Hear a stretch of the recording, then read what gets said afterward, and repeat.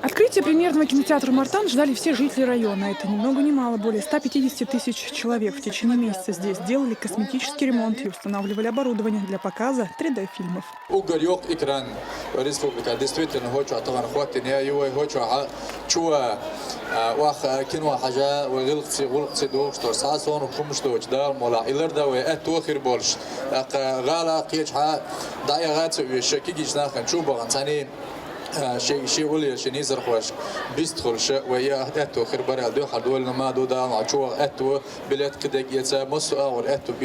Современный кинозал в Урус-Мартане – это еще один шаг в развитии кинопроката республики. Чем сегодня гордятся представители чеченской кинокомпании, так это оборудованием, соответствующим мировым стандартам. Ведь только в этом случае возможен показ премьер. Кстати, как и по всей стране, так и здесь они будут проходить в один день. Самые благоприятные условия нам были здесь созданы.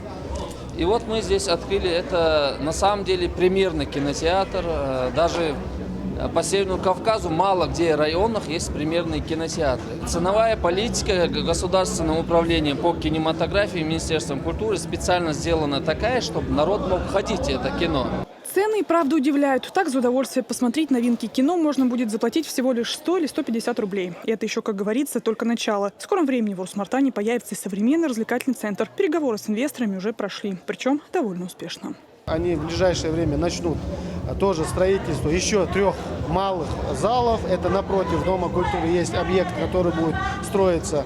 Там же будет развлекательный центр, детский центр и магазины. Кого пригласили на первый показ, так это, конечно же, детей. Вместе со взрослыми они за героями любимых фильмов наблюдали на большом экране.